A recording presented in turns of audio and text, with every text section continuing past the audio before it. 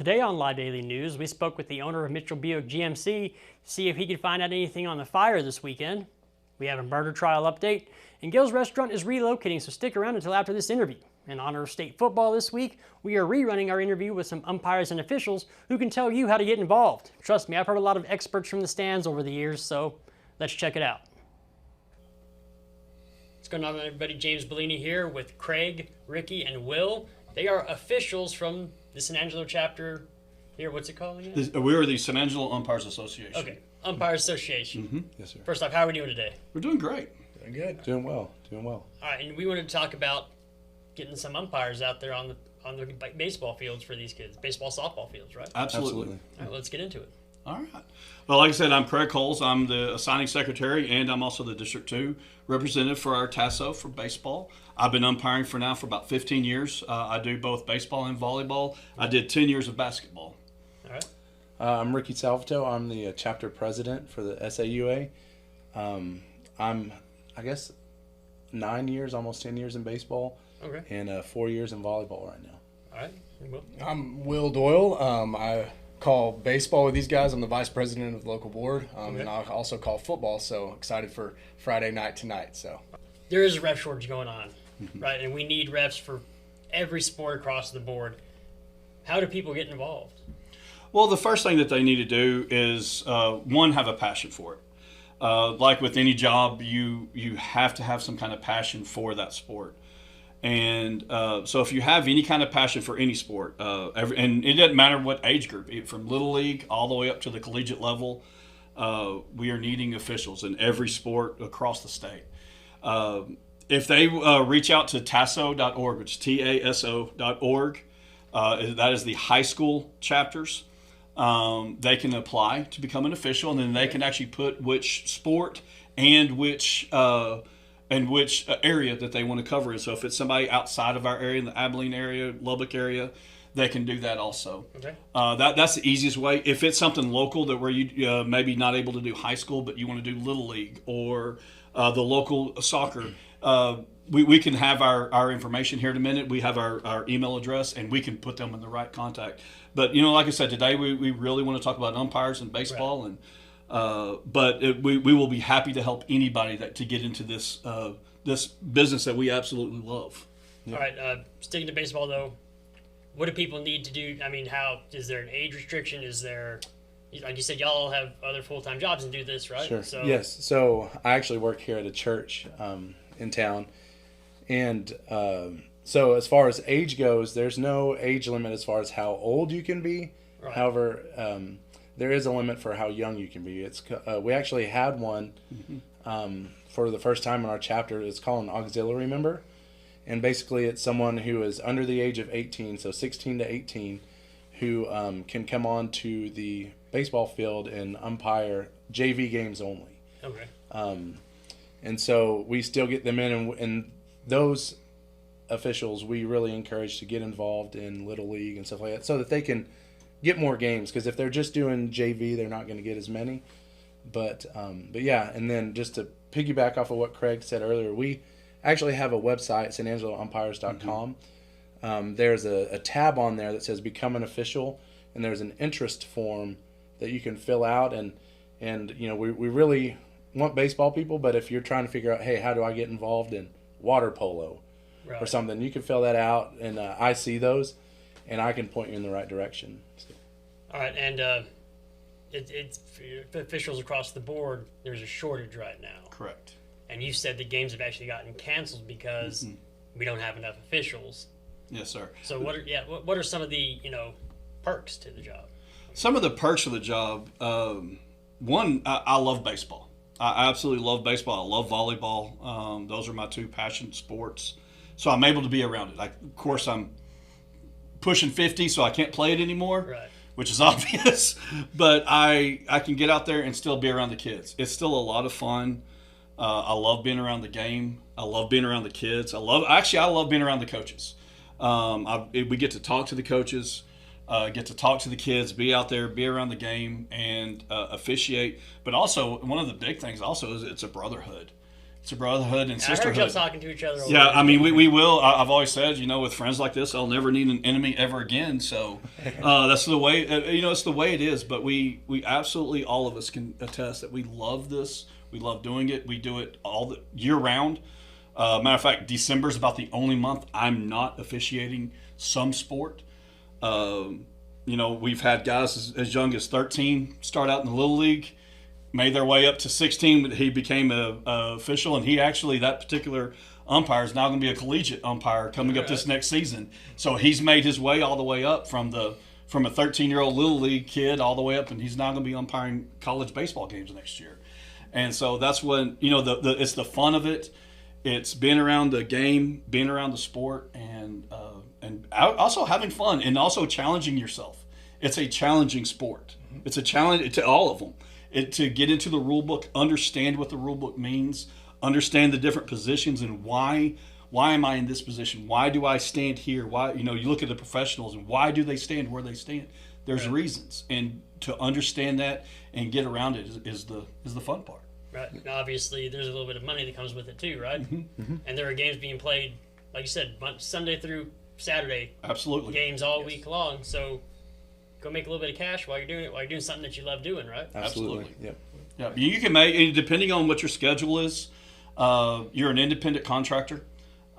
You can sit there, and if you get off work at 3 o'clock and you're able to leave at 3, we can put you on a field by 4, 4:30, 5 o'clock, depending on how far you have to travel. Most of our games in our chapter are around the 90-mile or under range.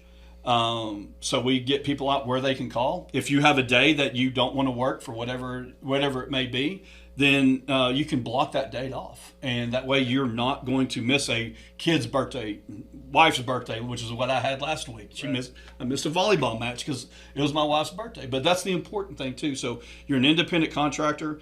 And so depending on how much you can be out there, you can make anywhere from, $500 up to, $3,000 a month of just extra income coming in and doing this and doing any of these sports. And all sports are the same when it comes to that, about making a little bit of extra money. Right. We kind of compared it to Uber. You can kind of turn that off, and you can turn it back on and go out and absolutely help out. Absolutely. Now I can already hear people saying, I don't want to do this. The kids' attitudes are terrible. And we kind of discussed that some of that's social media driven. Right. But they have putting something in to help implement to try to make it better. They put the 3-strike policy in, right, and it goes across all sports. And kind of talk about what that is real fast. You want to take it, Will? Yeah, so the 3-strike policy implemented by TASO says that across all sports within a school district, if there are 3 incidences that occur for one player or coach, that TASO, the Texas Association of Sports Officials, reserves the right to refuse officials at the sporting events in the future for that entire district. So whether it's a volleyball, basketball, baseball, track, whatever the sport may be, the entire school district is affected by the individuals on those each individual team. And so we've seen, I guess, a good way to say it is a thought process of integrity across the board, especially by coaches. As far as back in the day, I know a lot of people remember growing up that their coaches would just yell at officials or yell at them. We've seen that kind of relax a little bit, knowing that they've got to compose themselves and keep themselves accountable for their actions. But we as officials also want to encourage that type of behavior, so we have to model that as well. So we also do a program called the Texas Way as officials to hold ourselves accountable, to be respectful, to act with integrity, and to keep ourselves above reproach as well. So we've noticed a decline in, I guess, what people would call bad attitudes or bad actions. We still have those outliers where social media is going to highlight the big ones, right? But all in all, across the board, that doesn't happen that often anymore.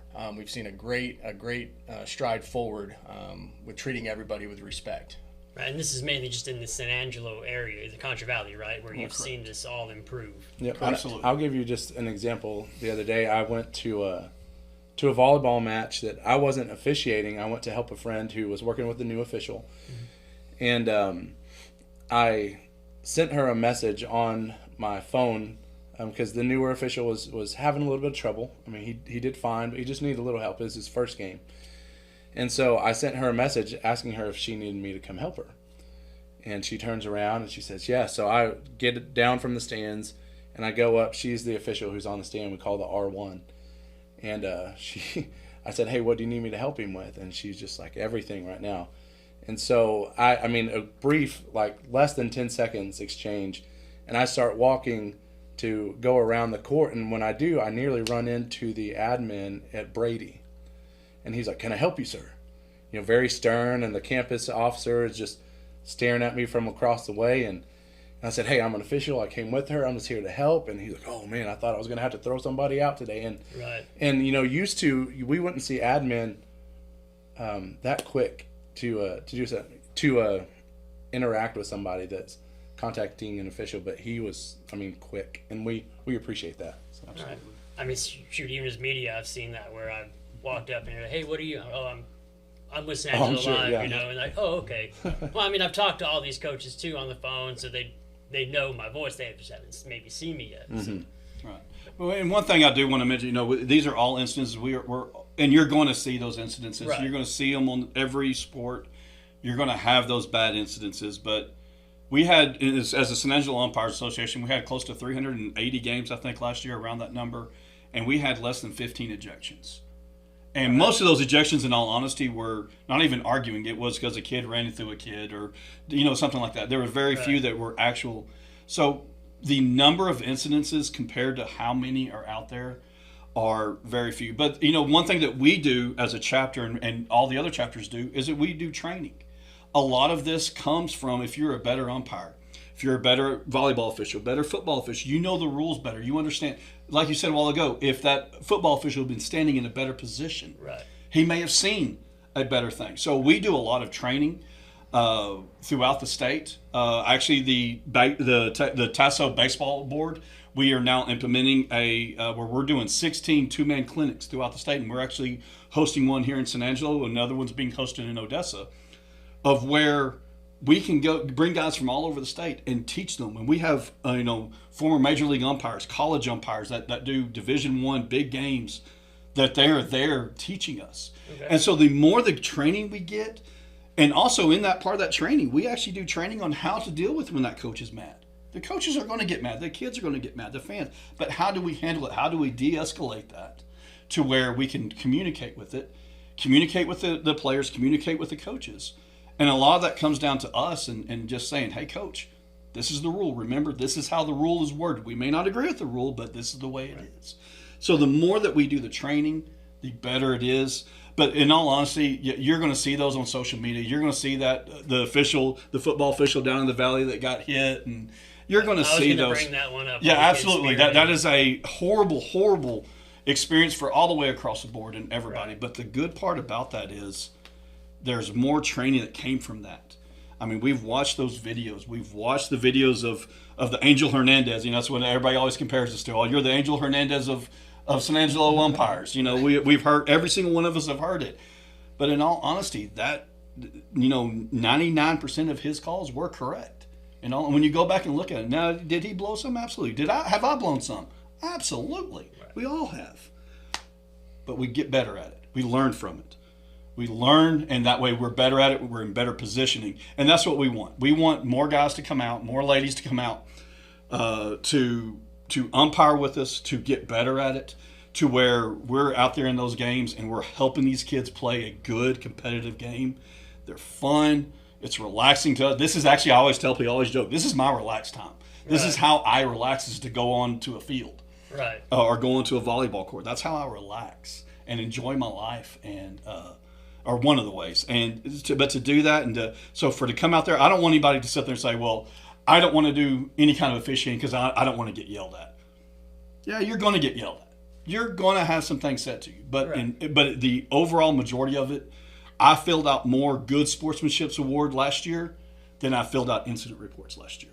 All right. So one more time before we wrap things up, how do people get in contact with y'all? How do they get a hold of y'all's organizations to, hey, sign up? So the best way to get a hold of us as San Angelo Umpires Association is to go to our website, sanangeloumpires.com, and fill out that interest form under the Become an Official or Umpire tab. We also have an email account, saumpires@gmail.com. We pretty much the entire board sees those, so we can communicate through that way. And we're always going to encourage you to go on to tasso.org and become an official through them, because before you can even call with us, you have to be a Tasso official. And so yeah, that would kind of be, I mean, if you want to come call baseball, which we do, we need more guys, and I really would love to see more girls come over to the baseball side of things. You know, it's happening in the major leagues right now. It needs to happen at the high school level. You don't just have to do softball. But yeah, so we would love for people to come out, check us out, and like Craig said, we're going to train you.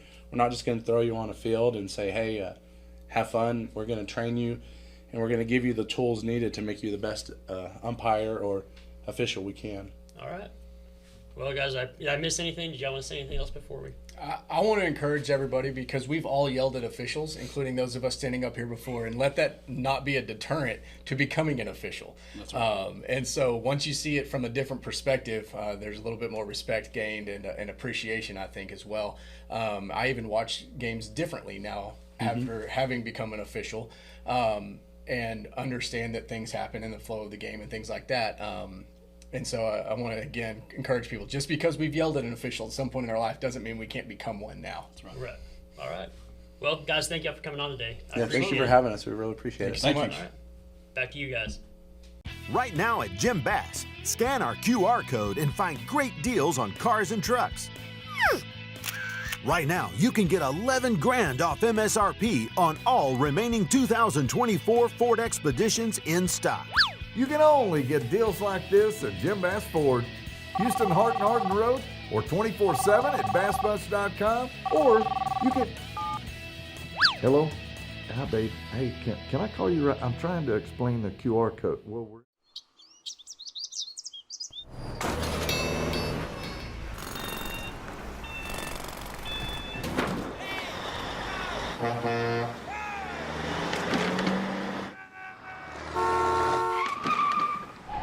It's hard to believe how reckless some people can be and how hard they fight against real victims. You need a partner who consistently beats the giants and who will never, ever flinch.